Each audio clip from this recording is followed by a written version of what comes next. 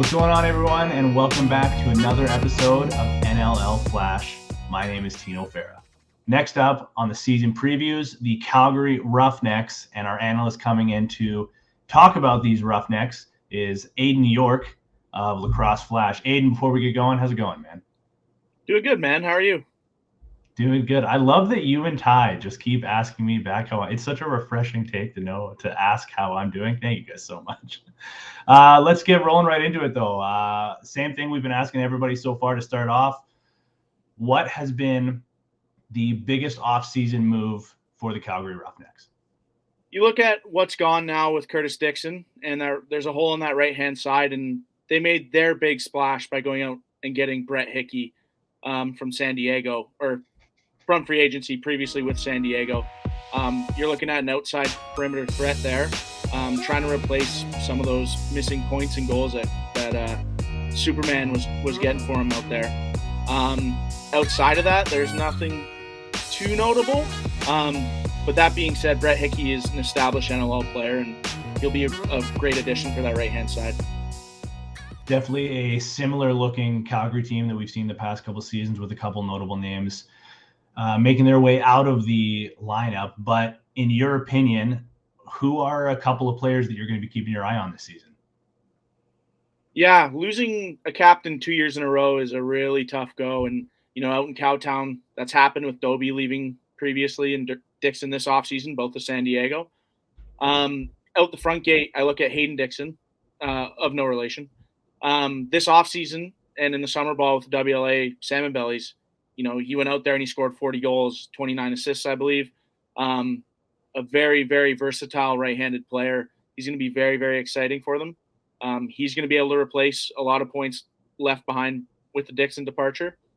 But out the back gate, I think we are going to see the emergence of Ethan Ticehurst, the Coquitlam native, obviously familiar with Milowski.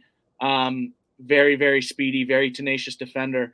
Only 2 points last year. But I think with their high-octane offense kind of in the past with Dobie and Dixon gone, we're going to see a lot of the transition game with Courier and Ticehurst and Salama. That being said, I wouldn't be surprised to see Ticehurst get a bunch of breakaways this year, especially with his former junior teammate and Minto champion Christian Del Bianco throwing dimes to him. I think those are the two players that I'm most excited to watch on that Calgary team. Love that, Ado. And also, rolling into the next question here, Coolbet has recently put out their NLL Championship futures odds, and somehow Calgary ended up near the bottom of the list with the fourth lowest odds to win a championship. I guess, Ado, what's your take on that, and do you agree with it? I think a big reason for that, which it sounds like I'm a broken record here, is when you lose a future Hall of Famer in Curtis Dixon, your odds are going to drop. We talk about wins above replacement in baseball and other sports, and I think that's kind of what Coolbet is going at here. That being said, they have a coach that the guys love in Kurt Milowski. They have a fast defense.